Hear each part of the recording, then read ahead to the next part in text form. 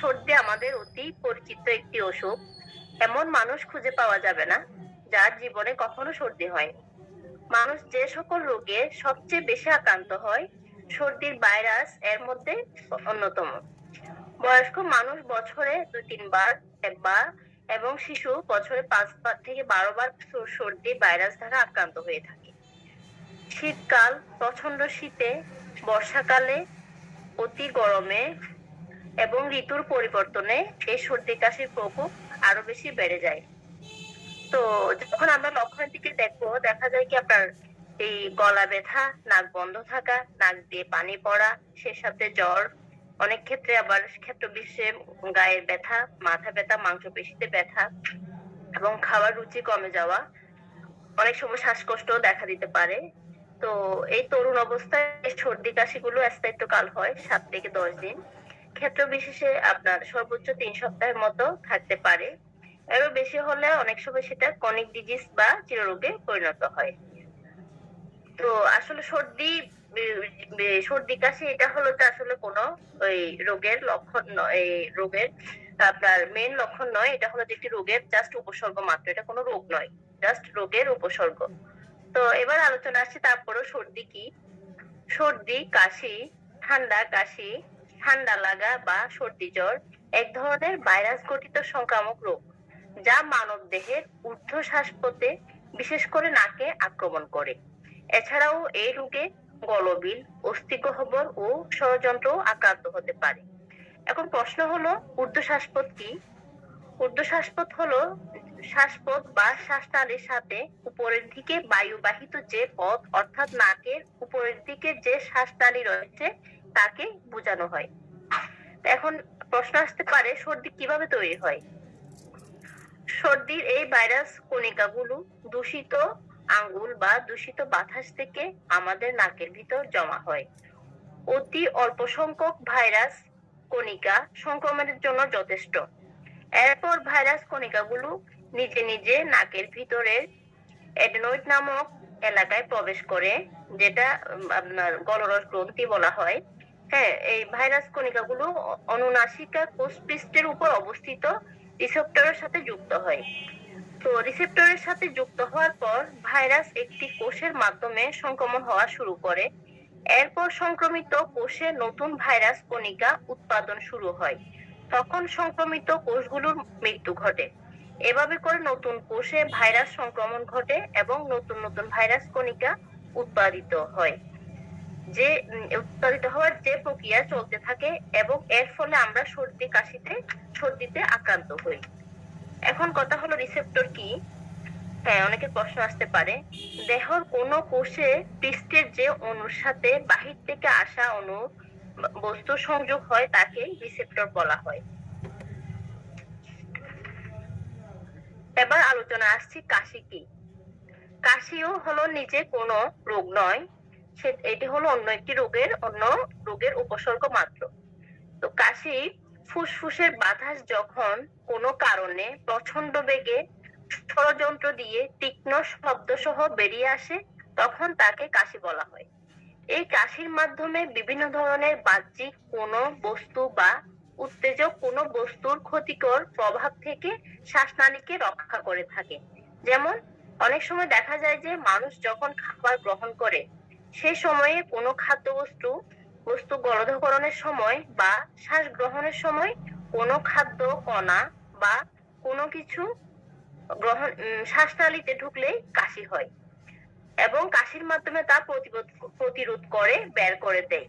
তাই কাশিকে ফুসফুসের একটি আত্মরক্ষামূলক ব্যবস্থাও কিন্তু বলা হয়ে থাকে।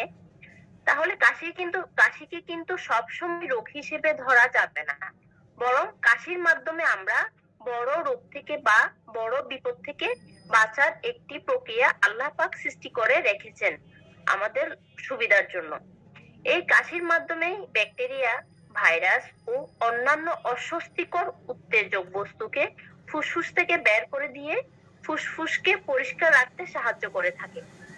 এখন প্রশ্ন হলো, উত্তেজক বস্তু কি? যে বস্তুগুলো ফুসফুসে উত্তেজনা সৃষ্টি করে, অস্বস্তি সৃষ্টি করে, স্বাভাবিক শ্বাস প্রশ্বাসে ব্যাঘাত ঘটায় তাকে উত্তেজক বস্তু বলা হয়।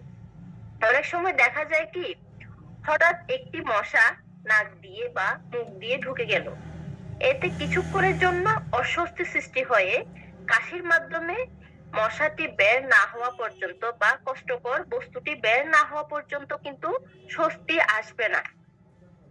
তো এছাড়াও মশা বা যে কোনো কিছু শ্বাসনালীতে ঢুকে গেলে কাশির উপদ্রব হয়। এছাড়াও দূষিত বায়ু বা অতিরিক্ত ধোঁয়া বা যে কোনো উত্তেজক বস্তু শ্বাসনালীতে গেলে কাশি হয়ে থাকে। তাহলে মাঝে মাঝে স্বল্প সময়ের জন্য কষ্টবিহীন কাশি ফুসফুসের সাধারণ স্বাস্থ্য রক্ষা করার জন্য খুবই প্রয়োজন। কিন্তু কথা হলো ঘন ঘন বিরক্তিকর কষ্টদায়ক কাশি সাধারণত কোনো রোগের উপস্থিতি নির্দেশ করে থাকে। ফুসফুসের ও শ্বাসনালীর প্রদাহ, স্বরভঙ্গ, হৃৎপিণ্ডের সমস্যার জন্য ফুসফুস প্রদাহ, ষড়যন্ত্রের প্রদাহ, যক্ষা ইত্যাদি রোগের উপসর্গ হিসেবে কাশি দেখা দিতে পারে। তাছাড়া ফুসফুসের রোগ ব্যতীত অন্যান্য রোগের কারণেও কাশি হতে পারে। বিভিন্ন ধরনের কাশির বর্ণনা, কারণ এবং লক্ষণ। কাশি যদি 3 সপ্তাহের কম সময় স্থায়ী হয় তাকে একুইট কাশি বা তরুণ কাশি বলা হয়। সাধারণত এই কাশির কারণ হলো ঠান্ডা লাগা বা উপরের শ্বাসনালীর সংক্রমণ, যেমন ফ্লু, সর্দি জ্বর বা হুপিং কাশি, ইনফ্লুয়েঞ্জা বা নিউমোনিয়ার কারণ সহ অন্যান্য কারণেও হতে পারে। সর্দি জ্বরে অল্প কাশি হতে পারে। আর নিউমোনিয়ার কাশিতে যে শেষলা ওঠে তা কখনো সাদা, কখনো হালকা হলুদ এবং এক পর্যায়ে কফের মধ্যে ইটের গুঁড়ার মতো বা রক্তের মতো লাল রং মিশ্রিত থাকে। কাশি 3 থেকে 8 সপ্তাহের মধ্যে স্থায়ী হলে তাকে সাব একুইট কাশি বলা হয়ে থাকে। এটি প্রায়ই কোনো অসুস্থতার নির্দেশ করে থাকে। তো এবার হলো কাশি 8 সপ্তাহ বা তার চেয়ে বেশি সময় স্থায়ী হলে তাকে পুরানো কাশি বলা হয়। এটি সাধারণত অ্যাজমা, ব্রঙ্কাইটিস, ফুসফুসের টিউমার, ফুসফুসের অ্যাবসেস বা ফোড়া, সাইনোসাইটিস, ক্যান্সার ও যক্ষার জন্য কিন্তু হতে পারে। যদি পুরাতন কাশির সঙ্গে রক্ত মিশ্রিত শ্লেষ্মা বা কফ বের হয়, সেটি যক্ষা বা ফুসফুস ক্যান্সারের কারণেও হতে পারে। তবে ফুসফুস ক্যান্সারের কফে ছিঁড়ে ছিঁড়ে রক্ত যায় এবং বুকে প্রচন্ড ব্যথা থাকে। এ ধরনের রোগের শেষের দিকে কাশিতে আর জোর থাকে না। তখন রোগীর কাশি অনেক সময় বিভিন্ন শব্দে শুনতে পাওয়া যায়, তাকে ববাইন কফও বলা হয়। এছাড়াও বোখাল কর বা ব্রুটিস আক্রান্ত হয়ে যে কাশি হয় তাকেও ববাইন কফ বলা হয়ে থাকে। এবার কাশির সাথে কফ বা শ্লেষ্মা বের না হলে তাকে শুকনো কাশি বলা হয়। এটি খুবই মারাত্মক হয়ে থাকে। সাধারণত হাঁপানি বা অ্যাজমা, পরিপাকতন্ত্রের বিভিন্ন সমস্যার কারণে এবং শ্বাসতন্ত্রের ভাইরাসজনিত সংক্রমণ ও তার পরবর্তী জটিলতা, সাইনোসাইটিস ও অ্যালার্জিক রাইনাইটিস এর পরবর্তী জটিলতা, আবহাওয়া পরিবর্তনের কারণ, বিভিন্ন রকমের ঔষধ সেবন, যেমন কিছু ওষুধ এসি ইনহিবিটর বা বিটা ব্লকার সেবন ইত্যাদি কারণে এই ওষুধগুলো অনেক সময় দেখা যায় কি আপনার বিভিন্ন ক্ষতি করে থাকে। তো এই বিভিন্ন ওষুধের অতিরিক্ত সেবনের কারণেও শুষ্ক বা ফুসফুসে কাশি হয়ে থাকে। ফুসফুসে কাশির আরো একটি অন্যতম কারণ হলো ধূমপান। তো ধূমপান কি করে শ্বসনতন্ত্রের মধ্যে মারাত্মকভাবে ব্যাঘাত ঘটায়। তো এছাড়াও ব্লাড প্রেসার বা উচ্চ রক্তচাপের জন্য কোনো ওষুধ যদি দীর্ঘদিন সেবনের কারণে পার্শ্ব প্রতিক্রিয়া হিসেবে তীব্র শুকনো কাশি হতে পারে। সাধারণত কাশির সঙ্গে প্রচুর পরিমাণে শ্লেষ্মা নির্গমন, ফুসফুসের ফোড়া বা ইনফেকশনের জন্য হয়ে থাকে। কিছু কাশি শ্বাসযন্ত্রের মধ্যে খুব বেশি পীড়াদায়ক হয়। তারপর দেখা যাচ্ছে কি আপনার সকালে ঘুম থেকে ওঠার পরে বা শুয়ে থাকতে অথবা কোনো প্রকার খাবার খাওয়ার পরে যদি কাশি হয়, সেটি পরিপাকতন্ত্রের সমস্যার কারণে হয়ে থাকে। কাশি দিলে বুকের মাঝখানে প্রচন্ড ব্যথা হয়, তা শ্বাসনালী বা ট্রাকে আক্রান্ত হয়ে কাশি হয়। যদি শীতে, ঠান্ডায়, গরমে, বর্ষায় বা ধুলাবালিতে কাশির মাত্রা বেড়ে যায় তাহলে সেটি অ্যালার্জি জনিত কাশি। আর ভাইরাস জ্বরে আক্রান্ত রোগীর জ্বর সর্দি ভালো হয়ে গেলেও অনেক সময় দেখা যায় কি কাশিটি ভালো হতে চায় না, বা কয়েক সপ্তাহ ব্যাপী কি হয় কাশিটি লেগেই থাকে। হাঁপানি, অ্যালার্জি বা সাইনোসাইটিস না থাকলেও এমনটি ঘটতে পারে। একে ভাইরাস সংক্রমণ পরবর্তী কাশি বলা হয়ে থাকে। ব্রঙ্কিএক্টেসিস নামক রোগটিতে পাকা পাকা হলুদ দুর্গন্ধযুক্ত শ্লেষ্মা নির্গত হয়। ফুসফুসে অ্যানারোবিক জীবাণু সংক্রমণের ফলেও এই দুর্গন্ধ হয়ে থাকে। এই রোগের অন্যতম লক্ষণ হলো কফের সঙ্গে নিয়মিত রক্ত যাওয়া। প্রচুর সংখ্যক এ ধরনের রোগীকে যক্ষ্মা ভেবে ভুল করে যক্ষ্মার ওষুধ খাওয়ানো হয়ে থাকে। ক্রনিক ব্রঙ্কাইটিস এমন একটি রোগ যা পরিবেশ দূষণ এবং মূলত ধূমপানের জন্য হয়ে থাকে। এই রোগের শ্বাসকষ্ট হলো অন্যতম প্রধান লক্ষণ, তবে কাশির সমস্যা লেগেই থাকে। কফ প্রথমে অল্প আঠালো এবং পিচ্ছিল হয়ে থাকে, পরে জীবাণু সংক্রমিত হয়ে কফ বের হতে চায় না। একটু কফ বের হয়ে গেলে রোগী শ্বাস যন্ত্রণা থেকে আরাম বোধ পায় এবং আরাম বোধ করে। তো ফুসফুসে ফোড়া হলে কফ পেকে কি হয়, হলুদ হয়ে যায় এবং অনেক সময় দেখা যায় কি সেখান থেকে প্রচুর দুর্গন্ধযুক্ত কফ বের হয় এবং প্রচুর দুর্গন্ধ আসে। শীতকালে অনেকে কাশিতে ভুগে থাকেন, যাকে শীতকালীন কাশি বলা হয়। যারা বিভিন্ন জায়গায় উচ্চস্বরে লেকচার দেয় বা ক্যানভাস করে বিভিন্ন সময়ে, কিংবা যারা খুব মঞ্চের মধ্যে উচ্চস্বরে বক্তৃতা করে থাকেন, তাদের গলায় সবসময় কি হয়, ফেরিনজাইটিস হয়ে কাশি লেগেই থাকে। তারপরে এবার আসছে হুপিং কাশি। এই কাশিতে হুপ হুপ শব্দ হয় বলে একে হুপিং কাশি বলা হয়। এটি বর্ডেটেলা পার্টুসিস নামক এক প্রকার ব্যাকটেরিয়ায় জীবাণু ঘটিত কাশি। একে আবার পার্টুসিসও বলা হয়ে থাকে। এটিও শ্বাসতন্ত্রের একটি সংক্রামক ব্যাধি। বাংলাদেশের অনেক শিশু এই রোগে আক্রান্ত হয়। সাধারণত বড়দের এই রোগ হয় না। ঠান্ডা লাগার মতো এই রোগ জ্বর, নাক দিয়ে পানি পড়ে এবং কাশি দিয়ে শুরু হয়। 2 সপ্তাহ পর বুকের ভিতরে ঘড়ঘড়ানি শব্দ হয়। রোগী একবারও শ্বাস না নিয়ে ঘন ঘন হুপ হুপ শব্দ করে একটানা কাশতে থাকে, যতক্ষণ না পর্যন্ত কাশির সঙ্গে একদলা চটচটে শ্লেষ্মা বেরিয়ে আসে। একসাথে 5 থেকে 15টি কাশি দেয়। এতে রোগীর দম বন্ধ হওয়ার মতো অবস্থা হয় এবং বাতাসের অক্সিজেনের অভাবে রোগীর ঠোঁট ও নখ নীল হয়ে যেতে পারে এবং এক পর্যায়ে গড়গড় শব্দ সহ বমি হতে পারে। হুপিং কাশি 3 মাস বা তারও বেশি দিন ধরে স্থায়ী হতে পারে।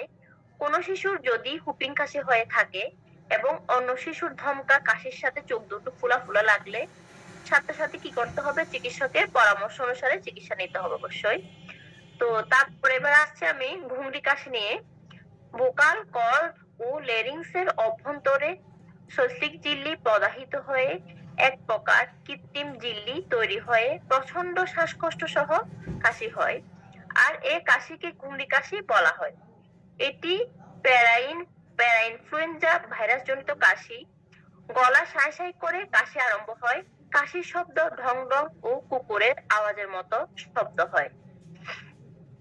এছাড়াও আরো কতিপয় লক্ষণ আছে, তা হোমিও ওষুধ নির্বাচনে সহায়ক ভূমিকা পালন করে। যেমন গলা খুসখুস করে কাশি, শুলেই কাশি বৃদ্ধি পায়, দিনে কাশি থাকে না কিন্তু রাত্রে হলেই কাশি বৃদ্ধি পায়, খাবার বা কোনো কিছু খেলেই কাশি বেড়ে যায়, ঘরে অবস্থানকালে বা কারো কারো বাইরের খোলা বাতাসে ও ধুলাবালিতেও কাশি বেড়ে যায়, রাতে বা সকালে ঘুম থেকে উঠার পর কাশি বেড়ে যায়। তারপর বাগানে ফুলের ঘ্রাণেও অনেকের ফুলের রেণু সংস্পর্শে আসলেও কি হয়, অ্যাজমা রোগী সাধারণত অনেক ক্ষেত্রে কাশি বেড়ে যায়।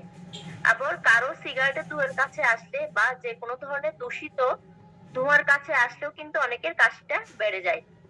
আবার কারো কারো ঠান্ডায়, গরমে বা গরম কিছু পানাহার করলেও কাশি কমে।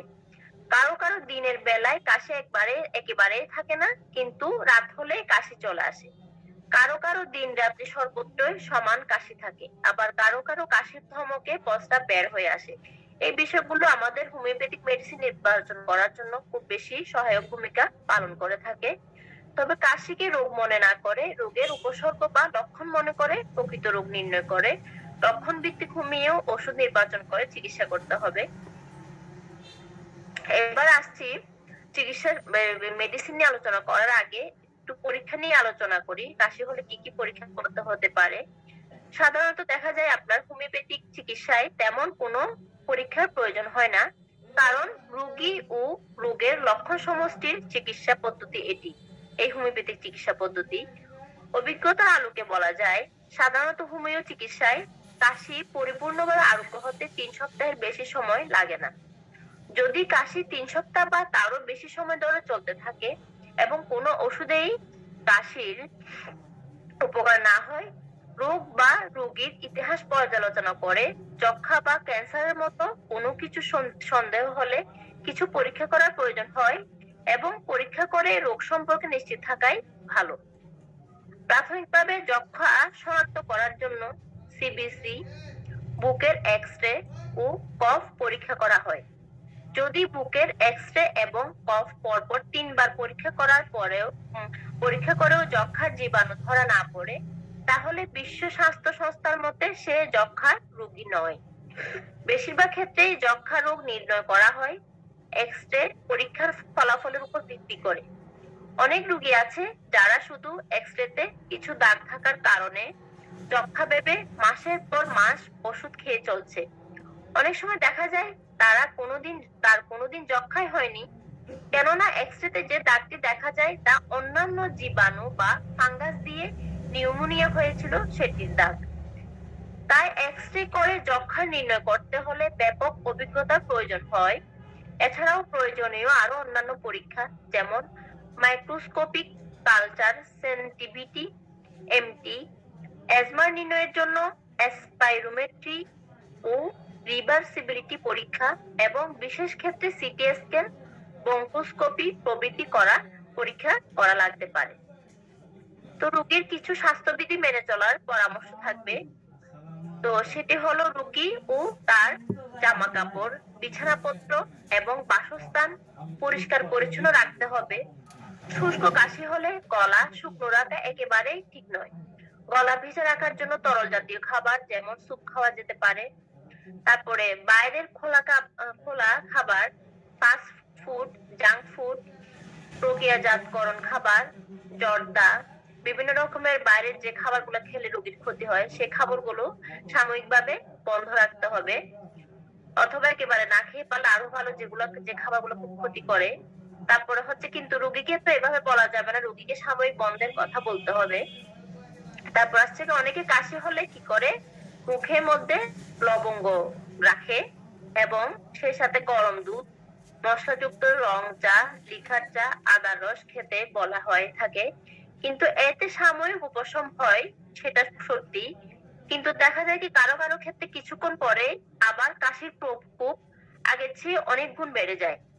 এক্ষেত্রে এসব না খাওয়াই ভালো, এসব পরিহার করতে পারলে ভালো, কারণ আপনার মূল সিমটমটা তখন হারিয়ে যায়। হোমিওপ্যাথিক মেডিসিন সিলেকশন করার জন্য যে মূল প্রধান লক্ষণগুলো প্রয়োজন হয়, সেই মূল লক্ষণগুলো অনেক সময় কি হয়ে যায়, চাপা পড়ে যায়। সেজন্য এগুলো না খেয়ে পারলে ভালো। শাকসবজি ও পুষ্টিকর খাবার খেতে হবে। প্রোটিন, ভিটামিন, মিনারেল সমৃদ্ধ খাবার এবং তরল জাতীয় খাবার খাওয়ার জন্য রোগীকে পরামর্শ দিতে হবে। এবং টক ও মিষ্টি জাতীয় কোনো খাবার না খেয়ে পারলে ভালো, কারণ এগুলো দেখা যায় কি আপনার কাশির বৃদ্ধির ক্ষেত্রে অনেক সময় সহায়ক ভূমিকা পালন করে। তাছাড়া টক জাতীয় ফলের মধ্যে যেসব ফলে সাইট্রিক অ্যাসিড আছে তা খাওয়া উচিত নয়, কারণ সাইট্রিক অ্যাসিড গলায় সংক্রমণ ঘটিয়ে কাশি আরো বেশি করে বাড়িয়ে দেয়। তো ঠান্ডাজনিত কাশিতে কুসুম গরম পানি পান করা ও গোসলে আপনার কুসুম গরম পানি ব্যবহার করা। ঠান্ডাজনিত কাশি হলে ফুটন্ত গরম পানির ভাপ দেয় অনেকে, এটা কোনো ক্ষেত্রে ভালো হলো, আবার অনেক ক্ষেত্রে দেখা যায় কি এটা আপনার খুব একটা ভালো ফলাফল আনে না। তারপর যাদের ঠান্ডা খাবার অসহ্য, ঠান্ডা খাবার খেলে আপনার সর্দি কাশি বেড়ে যায়, তো তারা ঠান্ডা খাবার না খাবে না এবং ঠান্ডা লাগাবে না। আবদ্ধ করে অনেকের কাশি বেড়ে যায়, তারপরে দেখা যায় কি ঘরে পর্যাপ্ত পরিমাণে আলো বাতাস ঢুকতে না পারলে তখনও দেখা যায় আপনার কাশি বেড়ে যায়। তারপর সেছাড়া রয়েছে ধূমপান, অতিরিক্ত মানসিক চাপ ও টেনশনও কাশিকে কি করে প্রভাবিত করে। তাই অতিরিক্ত মানসিক চাপ ও টেনশন একেবারে দূর করা না গেলেও চেষ্টা করতে হবে সেগুলোকে নিয়ন্ত্রণে রাখার এবং সহনীয় পর্যায়ে নিয়ে যাওয়ার জন্য, এবং ধূমপান বর্জন করার জন্য খুব বেশি চেষ্টা করতে হবে। কারো কারো ক্ষেত্রে কথা বললে বা বেশি হাসাহাসি করলেও কাশি বেড়ে যায়। এক্ষেত্রে কি করতে হবে, প্রয়োজন ছাড়া বেশি কথা বলা ও হাসাহাসি না করাই সবচেয়ে বেশি ভালো। যাদের কাশি, কফ, সিরাপ ও অ্যান্টিবায়োটিক এবং অন্যান্য ওষুধ খাওয়ার পরও যদি সম্পূর্ণ আরোগ্য না হয় এবং সবসময় কাশি লেগে থাকে, তাদের অবশ্যই হোমিওপ্যাথি চিকিৎসা নিতে হবে, কারণ প্রকৃতপক্ষে হোমিও চিকিৎসায় রোগটি সম্পূর্ণ আরোগ্য করা সম্ভব হয়। তো এরপরে আমি একটু এখন আমি ওই হোমিওপ্যাথিক মেডিসিন নিয়ে আলোচনায় আসছি, কি কি মেডিসিন আমরা ইউজ করব কাশি হলে। তার আগে আমি একটু অর্গাননের 5 নাম্বার সূত্র নিয়ে আলোচনা করছি। হেনিম্যান অর্গাননের সূত্রের মধ্যে কি বলেছেন। তো অর্গাননের 5 নম্বর সূত্রে হেনিম্যান বলেছেন, রোগারোগের জন্য চিকিৎসকের রোগের কারণ সম্পর্কিত জ্ঞান থাকতে হবে। চিররোগ হোক আর অচিররোগী হোক, আরোগ্য করতে হলে চিকিৎসককে রোগের অবশ্যই আসল কারণ বের করতে হবে। সেজন্যই অচিররোগের সর্বাপেক্ষা উত্তেজক কারণ সমূহ এবং চিররোগে পূর্ণ ইতিহাস এবং বিস্তৃত বিবরণ জেনে নিয়ে বিশেষ বিশেষ লক্ষণ সমূহ লক্ষ্য করতে হবে। এই সকল রোগের প্রধান কারণ প্রায়ই চির রোগ উৎপাদিকা শক্তি। এসব বিষয় অনুসন্ধান করার জন্য রোগীর দৈহিক গঠন, তাহার রোগীর মানসিক ও চরিত্রগত বিশেষত্ব সমূহ, রোগীর জীবিকা, রোগীর বাসস্থান, বেশভূষা, সামাজিক ও গার্হস্থ্য তত্ত্ব, বয়স, দাম্পত্য ক্রিয়াকলাপ ও সুখ স্বাচ্ছন্দ্য প্রভৃতি সকল বিষয় বিবেচনা করতে হবে। তাহলে আমরা যখন কোনো সর্দি কাশি বা যে কোনো রোগী যখন আমরা হোমিওপ্যাথিক মতে চিকিৎসা করতে যাব, তখন অবশ্যই আমরা অর্গাননের বিষয়গুলো মাথায় রাখবো। কারণ অর্গাননে এখানে হেনিম্যান বলেছেন কি, রোগীকে যখন আমরা কোনো রোগীকে যখন চিররোগ হোক বা অচিররোগ হোক, যে কোনো রোগীকে যখন আমরা চিকিৎসা করতে যাব, তখন আমাদের অবশ্য রোগের আসল কারণটা খুঁজে বের করতে হবে। সেজন্য অচিররোগের সর্বাপেক্ষা উত্তেজক কারণ। এখন আমাদের কাছে যখন সর্দি কাশির কোনো রোগী আসবে, হ্যাঁ, সর্দি কাশির রোগীর সেই রোগীটার উত্তেজক কারণ রয়েছে, কি উত্তেজক কারণে রোগীটি সর্দি কাশিতে আক্রান্ত হয়েছে, সেটি অবশ্যই আমরা রোগীকে যখন আমরা রোগীলিপি করব, যখন রোগী কেস টেকিং নিব রোগীর কাছ থেকে, তখন আমরা সেই উত্তেজক কারণগুলো রোগীর কাছ থেকে অবশ্যই খুঁজে বের করে নিব। এবং চিররোগের ক্ষেত্রে দেখা যায় কি রোগীর পূর্ণ ইতিহাস নিতে হবে। সেক্ষেত্রে আছে কি আপনার এই রোগীর ছোটবেলা থেকে আজ পর্যন্ত কি কি রোগ হয়েছে, অতীত ইতিহাস যাকে বলা হয়, এবং সেই সাথে নিতে হবে বংশগত ইতিহাস। বংশগত ইতিহাস এবং অতীত ইতিহাসটা খুবই গুরুত্বপূর্ণ রোগীকে চিকিৎসা করার জন্য। কারণ দেখা যায় কি আপনার ছোটবেলা থেকে যদি আমরা দেখতে পাই যে কোনো রোগী এই আপনার ছোটবেলা থেকে বারবার সর্দি কাশিতে আক্রান্ত হওয়ার প্রবণতা রয়েছে, তাহলে সেই রোগীকে আমরা সেইভাবে করে মেডিসিন সিলেকশন করে মায়োজন ধরে ট্রিটমেন্ট করতে হবে। এবং তাছাড়া যদি আবার বংশের মধ্যে কারো যদি আপনার সেই ঠান্ডা লাগার প্রবণতার ইতিহাস এবং এই আপনার হাঁপানি আর বিভিন্ন নিউমোনিয়া, সর্দি কাশিতে ব্রঙ্কাইটিস আক্রমণ হওয়ার যদি এই বংশগত ইতিহাসের মধ্যে পাওয়া যায়, তখন সেই দিক দিয়ে বিবেচনা করে আমরা রোগীকে চিকিৎসা দিতে পারবো। তাছাড়া দেখা যায় কি রোগীর এই দৈহিক গঠনও আমাদের হোমিওপ্যাথিক মেডিসিন সিলেকশনের ক্ষেত্রে খুবই গুরুত্বপূর্ণ ভূমিকা পালন করে। তাছাড়া রোগীর জীবিকা, রোগী কিভাবে জীবিকা অর্জন করছে সেই বিষয়টা মাথায় রাখতে হবে। এবং বাসস্থান, রোগী কোন পরিবেশে বসবাস করে, ঠান্ডা স্যাঁতসেঁতে পরিবেশ নাকি আপনার সবসময় এসি রুমের মধ্যে থাকছে কিনা, সবসময় গরম ঘরে থাকছে কিনা, যেখানে বসবাস করতেছে সেখানে পর্যাপ্ত পরিমাণে আলো বাতাসের চলাচলের ব্যবস্থা আছে কিনা, তারপরে রোগী মানসিক ও শারীরিক ভাবে স্বস্তিতে আসে কিনা, সেই বিষয়গুলো আমরা অবশ্যই লক্ষ্য রাখবো। সেই বিষয়গুলো লক্ষ্য রাখলে আমাদের রোগীকে যখন রোগীলিপি করব, সেই বিষয়গুলো যখন আমাদের মাথায় থাকবে, তখন আমাদের মেডিসিন সিলেকশন করার সময় খুব বেশি সহায়ক ভূমিকা পালন করবে। সেই জন্য আমরা এই যারাই হোমিওপ্যাথিক ট্রিটমেন্ট করি না কেন, আমাদের সবসময় পরিপূর্ণ কেস টেকিং এবং যাকে রোগীলিপি বলা হয় সেটি করার প্রতি আমরা সবসময় সতর্ক থাকবো। এরপর আমি আসছি মূল আলোচনায়। হ্যাঁ, দেখা যাচ্ছে কি কোনো ব্যক্তির যদি এইমাত্র যে কোনো কারণে ঠান্ডা লাগলো, রোগীটি বা ব্যক্তিটি বুঝতে পারলো যে এইভাবে ঠান্ডা লাগলে তার বারবার সর্দি হওয়ার প্রবণতা থাকে, কিন্তু এখনো সর্দি হয়নি। এই অবস্থায় যদি একমাত্রা ক্যাম্ফর মেডিসিনটি প্রয়োগ করা হয়, তাহলে সেই রোগীটি সর্দি আর বাড়তে পারে না। ওই অবস্থায় কোনো মেডিসিন প্রয়োগ না করার কারণে যদি প্রতিক্রিয়া আরম্ভ হয়ে সর্দি কাশি শুরু হয়, দেখা যাচ্ছে যে আপনার শীতকালীন অতিরিক্ত ঠান্ডা বাতাস বা শুষ্ক বাতাস লাগার জনিত কারণে যদি হঠাৎ করে রোগীর সর্দি কাশি শুরু হয়, তখন আমরা অ্যাকোনাইন মেডিসিনটির কথা চিন্তা করব। অ্যাকোনাইন মেডিসিনটি আসে কখন? এই যে শীতকালীন শুষ্ক আবহাওয়া, বা দেখা যাচ্ছে কি শীতকালে রোগী কোথাও বেড়াতে যাচ্ছে, সেখানে হঠাৎ করে কি হলো, রোগী সর্দি কাশিতে আক্রমণ হলো, এবং সর্দি কাশিতে আক্রমণ হওয়ায় তার রোগের কারণটা হলো কি আপনার ঠান্ডা লাগা বা আপনার অতিরিক্ত বাতাস লাগা। তখন ওই বাতাস লাগার জনিত কারণে যদি কোনো রোগী সর্দি কাশিতে আক্রান্ত হয়, তখন আমরা অ্যাকোনাইন মেডিসিনটি চিন্তা করব। অ্যাকোনাইন মেডিসিনের আর কি কি লক্ষণ রয়েছে?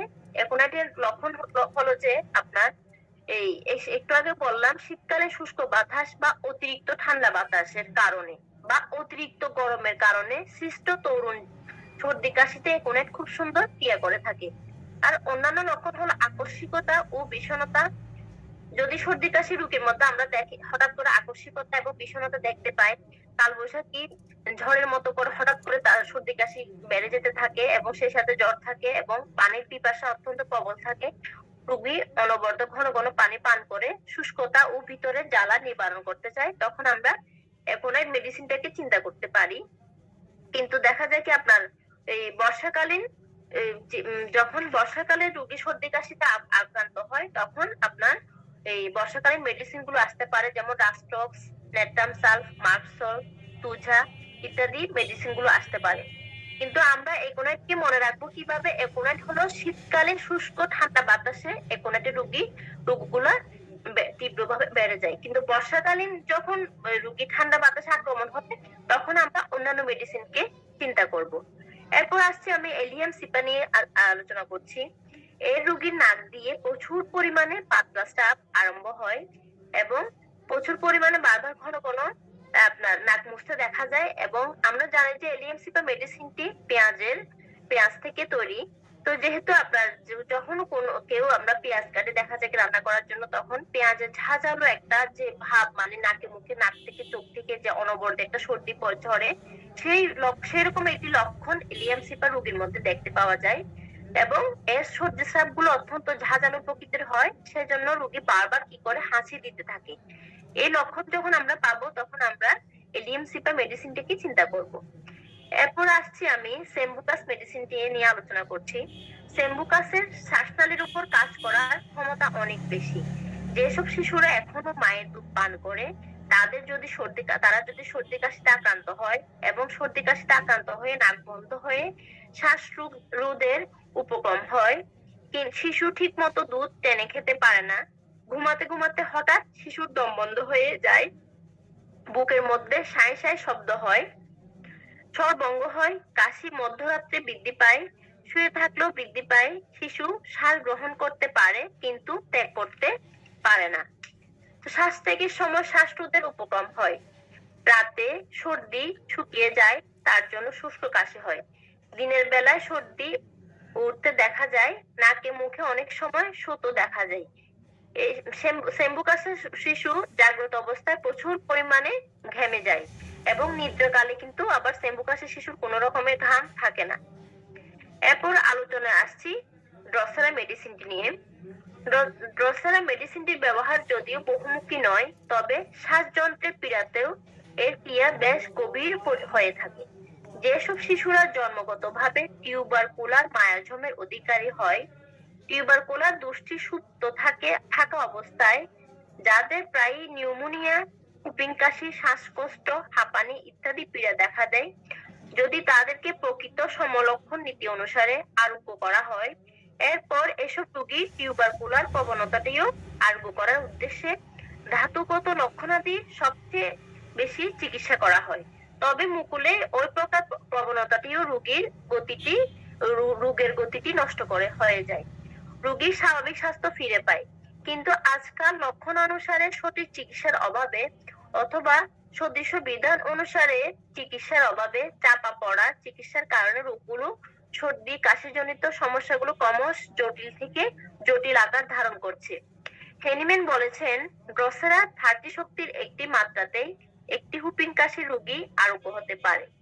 পরপরই দ্বিতীয় মাত্রা দেওয়া নিষেধ, বরং 8-10 দিন পর দ্বিতীয় মাত্রা দেওয়ার প্রয়োজন হয় এবং তখন আরো উচ্চতর শক্তি দেওয়ার যুক্তিসঙ্গত। ড্রসেরা রোগীর হুপিং কাশির ক্ষেত্রে রোগের বৃদ্ধি হয় শয়নে, মধ্যরাত্রিতে, মধ্যরাত থেকে 3টা থেকে 4টা পর্যন্ত, আহারের পর, ঠান্ডা পানি পান করার পর, এমনকি গরম করে থাকলে, হাসলে, কথা বললেও এই রোগীর কাশি বেড়ে যায়। এই রোগীর কাশি হ্রাস পায় কখন? মুক্ত ও শীতল বাতাসে ষড়যন্ত্রের ব্যবহার স্থগিত করে ফেললে, অর্থাৎ কথা কম বলা, কম হাসা এবং যথেষ্ট পরিমাণে বমি করার ফলে আপনার বমির মাধ্যমে প্রচুর কফ বের হয়, তারপরে আপনার রোগ যন্ত্রণার হ্রাস হয়। এটি হলো ড্রসেরার একটি অন্যতম লক্ষণ। এবার আমি আলোচনায় আসছি এন্টিমটাট মেডিসিনটি নিয়ে। সর্দি কাশির জন্য এন্টিমটাট খুবই গুরুত্বপূর্ণ একটি মেডিসিন। রোগী যখন কাশে তখন মনে হয় যে রোগীর বুকে শেষরায় পরিপূর্ণ কাশলে শেষরায় পরিপূর্ণ, এবং শেষরায় পরিপূর্ণ থাকার কারণে কাশলে অনেক বেশি কফ বের হতে পারে না। কফ বের হলে দেখা যায় একটু মাত্র সামান্য পরিমাণে কফ বের হয়, কিন্তু অনেক কাশি দেওয়ার পরও একটু কফ বের হয় না।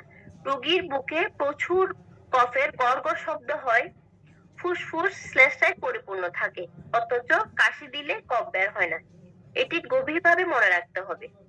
এন্টিমে রোগীর অতিশয় নিদ্রালুতা রয়েছে, সর্বদাই যেন ঘুম ঘুম ভাব, জিহ্বার মাঝখানটায় সাদা লেপাবৃত, ধারগুলি লালচে থাকে। তবে এন্টিমকুডের জিহ্বার মতো অতটা বেশি সাদা নয় এন্টিমটাটের জিহ্বা। তো এন্টিমটাটে রোগীর শ্বাস প্রশ্বাসে খুবই কষ্ট হয়, রোগী মনে হয় যে দম বন্ধ হয়ে আসে, দম আটকে যাবে, এইরকম মনে হয়। এন্টিমে রোগীর মুখখানি বড়ই মলিন, বিবর্ণ এবং কাতরতা যুক্ত থাকে। রোগ যন্ত্রণা উপশমের জন্য এন্টিমে রোগী ডান পাশে শুয়ে থাকা পছন্দ করে, সে সাথে নাকের পাখনা দুটো উঠানামা করে। শ্বাস প্রশ্বাসে বিশেষ কষ্ট হয়, গলায় এবং বুকে শ্লেষ্মার জন্য গড়গড় শব্দ করে, মধ্যে মধ্যে বমি হয়, বমির জন্য ডান পাশে শুতে বাধ্য হয়। উপশমের জন্য কপালে ঠান্ডা ঘাম, মধ্যে কাশি, কিন্তু শ্লেষ্মা আদৌ উঠে না। তন্দ্রা তন্দ্রা একটা ভাব এন্টিমটাটের রোগীর মধ্যে দেখা যায়। ছোট বাচ্চাদের ব্রঙ্কাইটিস নামক এক প্রকার সাংঘাতিক পীড়া হয়। এটি এতই বিপজ্জনক যে প্রথমেই আপনার উপযুক্ত ওষুধ দিয়ে প্রতিকার করতে না পারলে মুহূর্তের মধ্যে জীবন বিপন্ন হওয়ার সম্ভাবনা থাকে। আমরা অনেকেই জানি ছোট বাচ্চাদের নিউমোনিয়ার পরে চেয়ে ক্যাপিলারি ব্রঙ্কাইটিস খুবই মারাত্মক হয়ে থাকে। নিউমোনিয়ার চেয়েও হঠাৎ শ্বাসরোধ লক্ষণটি এসে পড়ে, এই রোগীর প্রাণ নিয়ে টানাটানি হওয়ার অবস্থা চলে আসে। শিশুদের শ্বাসনালীগুলো চুলের মতো সরু থাকে বিদায় অতি সহজে বোঝা যায় যে এত সরু শ্বাসনালীগুলোর প্রদাহ বা শ্লেষ্মা সঞ্চয়ের জন্য অতি শীঘ্রই ব্লক হয়ে যায়, এবং ব্লক হয়ে যাওয়ার কারণে এতে দ্রুত শ্বাসরোধ হওয়ার উপক্রম হয়। এক্ষেত্রে এন্টিমটাট ক্যাপিলারি ব্রঙ্কাইটিসের চিত্র জানলে এই শিশুর দেখা গেল কি নিয়মিত আহার করে রাতে ঘুমিয়ে পড়লো, হঠাৎ শিশু রোগীটির কি হলো, ঘুম ভেঙে গেল। ঘুম ভেঙে দেখা যাচ্ছে যে শিশুটির গলার মধ্যে ও বুকের মধ্যে ঘড়ঘড় শব্দ হচ্ছে এবং হাঁপাচ্ছে, নাকের পাখনাগুলো উঠে-নামা করছে, শিশু কান্না করছে আর ঘুমাতে চাচ্ছে না। এইরকম লক্ষণগুলো দেখা দিলে এটি হলো ক্যাপিলারি ব্রঙ্কাইটিসের পূর্বাবস্থা। কাশি আদৌ থাকে না বা দু একটি থাকে, কেননা শ্বাসতন্ত্রের পক্ষাঘাতের অসারতা হওয়ার ক্ষেত্র সৃষ্টি হয়েছে, তাই কাশি থাকে না। এই অবস্থায় উপযুক্ত ওষুধ না পড়লে রোগীর সাংঘাতিক অবস্থা আসতে পারে, এমনকি শ্বাসরোধ হয়ে জীবন বিপন্ন হওয়ার সম্ভাবনা রয়েছে। এক্ষেত্রে অনেকে কি করে, আসলে হোমিওপ্যাথির ক্ষেত্রে এসব অনেকের ধৈর্য থাকে না, এলোপ্যাথিক চিকিৎসকের কাছে বেশি চলে যায়। তবে এক্ষেত্রে যদি আপনার এই হোমিওপ্যাথিক ডাক্তারের শরণাপন্ন হলে যদি এন্টিমটা 6 বা 12 শক্তি ঘনঘন অর্থাৎ 2 ঘন্টা অন্তর অন্তর ব্যবহার করলে এই পিরিয়ডটি সুন্দরভাবে নির্মূল হয়ে যাবে। যতক্ষণ না রোগীটি শান্তভাবে নিদ্রিত হয়ে পড়বে ততক্ষণ পর্যন্ত 1 ঘন্টা পর পর এই এন্টিমটার মেডিসিনটি রোগীকে প্রয়োগ করতে হবে। এন্টিমের ব্যবহারের ফলে ক্যাপিলারি ব্রঙ্কাইটিসটি অগ্রসর পথে বাধাগ্রস্ত হয়ে পড়ে আর বৃদ্ধি হতে পারে না। রোগী আস্তে আস্তে আদর্শ আরোগ্যের দিকে যেতে থাকে। এবার আসছি ইপিকাকের সাথে এন্টিমটাতে তুলনা। ইপিকাকেও বমি, বমির ভাব, শ্লেষ্মা না ওঠা ইত্যাদি লক্ষণগুলো রয়েছে, কিন্তু ডান পাশে শুলে উপশম ইপিকাকের মধ্যে নেই। ইপিকাকের গলায় ঘর ঘর শব্দের পরিবর্তে সাঁইসা শব্দ হয়। নিদ্রারতার পরিবর্তে একটু অস্থির ভাব থাকে। পিপাসা উভয় মেডিসিনের মধ্যে থাকে না। সর্দি, কাশি, শ্বাসকষ্টের সাথে যদি পরিপাকতন্ত্রের গোলযোগ থাকে, ইপিকাকের অন্যান্য লক্ষণ যেমন বমি বমি বমি বমি ভাব, জিহ্বা পরিষ্কার, পিপাসাহীনতা ইত্যাদি লক্ষণ থাকলে ইপিকাক মেডিসিনটি দারুণ কাজ করে থাকে। এমটিম টার্টের মতো নাকের পাখনা উঠানামা করার লক্ষণটি লাইকোপোডিয়াম এই মেডিসিনটির মধ্যে রয়েছে, কিন্তু লাইকোর কোষ্ঠবদ্ধতা, পেট ফাঁপা এবং বিকাল 4টা হতে 8টায় বৃদ্ধি নির্দিষ্ট থাকে। তাছাড়াও লাইকোপোডিয়ামের রোগীর বুকের মধ্যে এত মোটা ঘর ঘর শব্দটা থাকে না। লাইকোর রোগীর মিষ্টি প্রিয়তা ও গরম খাবারই পছন্দ করে। তো এসব ক্ষেত্রে আমরা পার্থক্যগুলো একটু আলাদা করব, মেডিসিন গুলোকে আলাদা আলাদা করে ব্যক্তি সাত্ত্বিক ভাবে চেনার জন্য। তারপর আসছে কি ফসফরাসের রোগীর মধ্যেও নাকের পাখা ওঠানামা ও ডান পাশে শোয়ার ইচ্ছা এই লক্ষণগুলো ফসফরাসের মধ্যে রয়েছে, কিন্তু ফসফরাসের পিপাসা এবং ঠান্ডা শীতল জলপানের ইচ্ছা ও জলপানের পর জলটি পেটে গিয়ে কি হয়, জলটি পেটে গিয়ে যখন গরম হয়ে যায়, সে গরম হওয়ার সাথে সাথে ফসফরাসের রোগীর কি হয়ে যায়, বমি হয়ে যায় এবং ভিতরে দাহ এবং জ্বালা থাকে ফসফরাসের রোগীর। এই লক্ষণগুলো আমরা এভাবে করে আলাদা আলাদা করে পার্থক্য করবো মেডিসিন গুলোকে চেনার জন্য। এখন প্রশ্ন হলো, এন্টিম টার্টের রোগীর বুকে কর্কর শব্দ ও বুকে প্রচুর কফ জমে থাকা সত্ত্বেও কেন কফ তুলতে পারে না? কারণ এন্টিমের রোগীর দুর্বল, সেজন্য ফুসফুসে শক্তি থাকে না। ফুসফুসের মধ্যে একেবারে শক্তি থাকে না। ফুসফুস যেন কফে পরিপূর্ণ হয়, পক্ষাঘাতগ্রস্ত হয়ে পড়েছে। সে কারণে আর এন্টিমের রোগীর দেখা যায় কি নাড়ির গতি খুব ক্ষীণ হয়ে থাকে, সেজন্য খুবই দুর্বল হয়ে পড়ে। কাজেই শুধু গড়গড় শব্দ শুনলেই এন্টিমটা দেয়া যাবে না, কখনো যাবে না। মনে করি কোন রোগী বেশ সুস্থ, স্বাস্থ্যবান ও মোটাসোটা। এই ধরনের রোগীর শ্বাসযন্ত্রের পীড়ায় বুকে গড়গড় শব্দ আছে, রোগীর মধ্যে দুর্বলতা নেই, কিন্তু বমি বমি আর ভিডিও শুরু হয়ে গেলে কি করব, আপনি যদি আমার চ্যানেল নতুন হয়ে থাকেন তাহলে অবশ্যই চ্যানেল আছে, সেখানে কি এন্টিটা দেয়া যাবে না, সেখানে ক্যালিসাল দিতে হবে বা অন্যান্য লক্ষণ মিলিয়ে পালসিটলাও আসতে পারে। মূল কথা হলো, দুর্বল অবস্থা না পেলে আমরা এন্টিমটার কখনো আসবে না। তখন আমরা সবসময় টোটালিটি অফ সিমটমকে বেশি গুরুত্ব দিয়ে থাকবো। পালসিটিলা রোগীর মধ্যে রয়েছে কি রোগীর কাঁদুনে স্বভাব, তারপরে আপনার পিপাসাহীনতা, গরম কাতরতা ইত্যাদি লক্ষণগুলো যখন আমরা পাবো তখন আমরা পালসকে চিন্তা করতে পারি। এছাড়া কাশির জন্য আরো বিভিন্ন মেডিসিন রয়েছে, যেমন আছে কুপ্রাম মেট রয়েছে। কুপ্রামের রোগীর দম বন্ধ হওয়ার মতো একটা উপক্রম চলে আসে এবং মুখ নীলবর্ণ হয়ে যায়। কুপ্রামের রোগীর দেহ শক্ত হয়ে যায়। তারপর আক্ষেপের কারণে দেহ কি হয়ে যায়, রোগী শক্ত হয়ে যায় এবং উপর্যুপরি বারবার কাশি চলে আসে কুপ্রাম মেটের মধ্যে। এবার আসছি আপনার কার্বোভেজ মেডিসিনটি নিয়ে। কার্বোভেজ হুপিং কাশি প্রথম অবস্থায় প্রয়োগ করলে তা খুব সহজে অঙ্কুরে বিনাশ হয়ে যায়, কিন্তু পরবর্তী অবস্থায় যে চলে না এমন না। ডাক্তার কেন্ট বলেন, হুপিং কাশি এবং হাঁপানিতে আমরা যেন কার্বোভেজকে সবসময় মনে রাখি। এরপর আসছি কোটনটিক মেডিসিনটি নিয়ে। কোটনটিক মেডিসিনটির মধ্যে পর্যায়ক্রমে উদরাময় ও কাশি কিংবা একজিমা ও কাশি, অর্থাৎ দিনে কতক উদরাময় দেখা দেয় এবং এরপরে দেখা যায় কাশি বা দিনে কতক কাশতে পর উদরাময় অথবা একজিমার পর কাশি বা কাশির পর একজিমা। কাশি রাত্রে এত বৃদ্ধি পায় যে রোগী শুয়ে থাকতে পারেন না। এরপর বলছি রিউম্যাক্স মেডিসিনটুকু আমরা কাশির জন্য চিন্তা করতে পারি। গলার মধ্যে সুরসুর করে ক্রমাগত কাশতে থাকে রোগী। কাশি এই রোগীর কাশি শুইলে বৃদ্ধি পেয়ে যায় এবং ঠান্ডা বাতাস লাগলে কাশি বেড়ে যায়। কাশির সাথে অসাড়ে মলত্যাগ বা প্রস্রাব রিউম্যাক্সকে চেনার একটি অন্যতম লক্ষণ। সে সাথে রয়েছে প্রাতকালীন উদরাময়, পেটে বেদনাযুক্ত যক্ষার শেষ অবস্থায় প্রায়ই বেশ উপকারে আসে এই রিউম্যাক্স মেডিসিনটি। তারপর আসছে কি আপনার, যখন আমরা দেখা যায় কি, আমি তো প্রথম থেকে শুরুর দিকে আলোচনা শুরু থেকে বলেছিলাম, হ্যাঁ এখন আর শীতকালীন শুষ্ক বাতাস বা অতিরিক্ত গরমের কারণে যখন রোগী হঠাৎ আক্রমণের মধ্যে যখন আমরা এখনের চিন্তা করব। তারপরে আসতে পারে বর্ষাকালীন এই যখন কাশি আরম্ভ হবে তখন আমরা আপনার রাস্টক্স, তারপরে এই এই রাস্টক্স, তারপরে আপনার নেট্রাম সালফ, তুঝা ইত্যাদি মেডিসিন গুলো চিন্তা করতে পারি।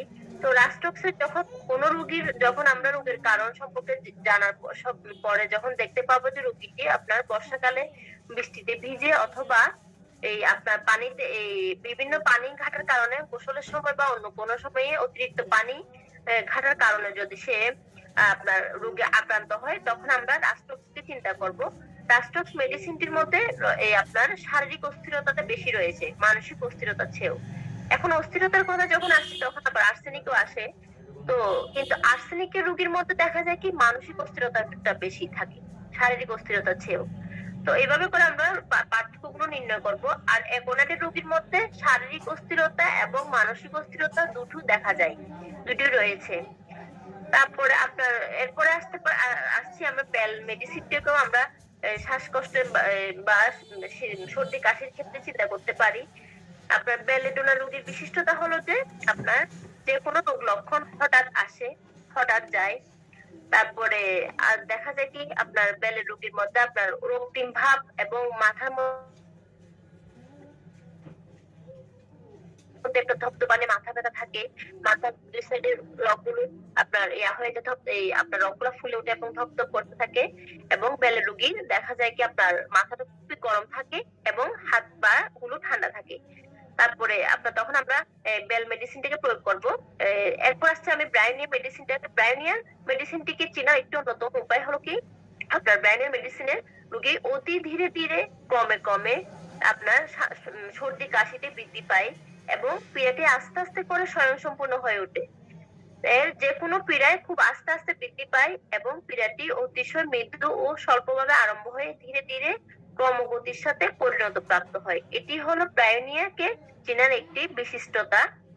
তারপর অ্যালুমিনা আসতে পারে। ব্রায়োনিয়া এই আপনার তরুণ সর্দি কাশিতে আপনার ব্রায়োনিয়ার প্রয়োগ করার পরও যদি আপনার ব্রায়োনিয়া যদি আর কোনো ক্রিয়া না করে তখন দেখা যায় কি আপনার এই অ্যালুমিনা মেডিসিনটাকে চিন্তা করতে পারি। ব্রায়োনিয়া এবং এই অ্যালুমিনা মেডিসিনটির আপনার রোগ লক্ষণগুলো একই পর্যায়ে পড়ে, কিন্তু নতুন ক্ষেত্রে যখন আমরা ব্রায়োনিয়া চিন্তা করি তখন আপনার পুরাতন ক্ষেত্রে আপনার আমরা অ্যালুমিনা মেডিসিনটাকে চিন্তা করব।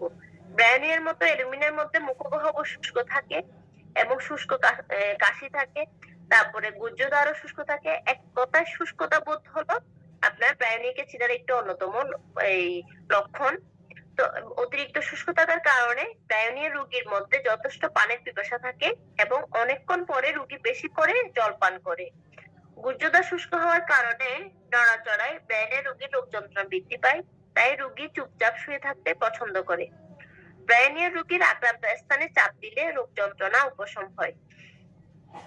ব্রায়োনিয়া রোগীর পীড়ার উত্তেজক কারণের দিকে তাকালে দেখা যায় কি অতিরিক্ত গরমের পর ঠান্ডা পড়লে অর্থাৎ ঋতুর পরিবর্তন বা আবহাওয়ার পরিবর্তনের কারণে অতিশয় গরমের দিনে বরফ দেওয়া অর্থাৎ তীব্র শীতল পানীয় বা শরবত পান করলে এবং খুব গরম থেকে এসে সাথে সাথে ঠান্ডা পানি দিয়ে গোসল করলে, মূল কথা খুব গরমের পর ঠান্ডা লাগলে ব্রায়োনিয়া এর রোগ লক্ষণগুলোর আবির্ভাব দেখা যায় এবং এই সর্দি কাশিগুলো বেড়ে যায়।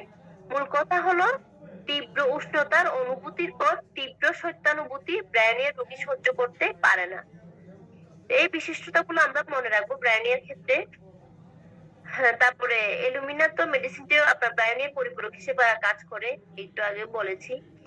তারপর আসছে আপনার এই দক্ষিণ পাশে এই শুয়ে চাপলে শুয়ে কাশি বৃদ্ধি পেলে দেখা যায় কার্বোএনিমেলিস, তারপরে সিনা, মার্কসল, অ্যাসপনজিয়া, অ্যাস্টেনাম এই মেডিসিন গুলো আসতে পারে।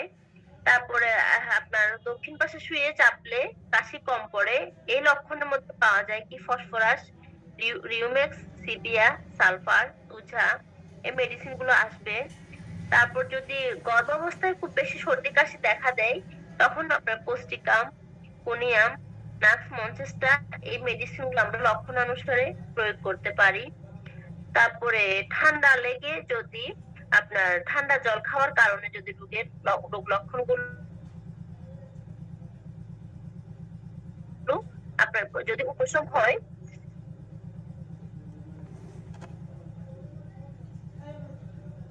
হ্যাঁ নাজমুল স্যার আমাকে শোনা যাচ্ছে? কল আসছিল।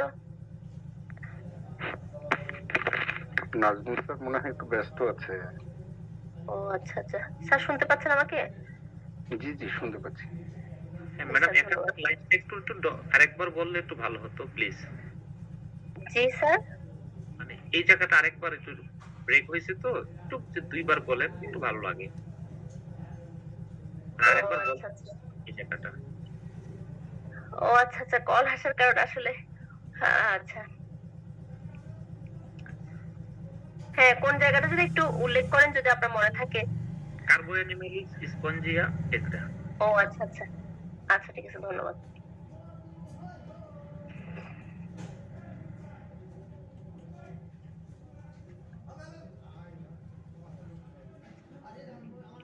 আচ্ছা, দক্ষিণ এই আপনার যদি গর্ভাবস্থা যদি কাশি হয় তাহলে সেই রোগীর ক্ষেত্রে দেখা যায় কি আপনার কোস্টিকাম, কোনিয়াম, নাক্স মঞ্চেস্টার ইত্যাদি মেডিসিন গুলো আসতে পারে। তারপর আপনার হ্যাঁ দক্ষিণ পাশে চাপিয়ে শুলে কাশি যদি কম পড়ে তখন ফসফরাস, রিউমেক্স, সিপিয়া, সালফার, তুজা এই মেডিসিন গুলো আসতে পারে। তারপর আছে কি আপনার এই ঠান্ডা লাগার পরে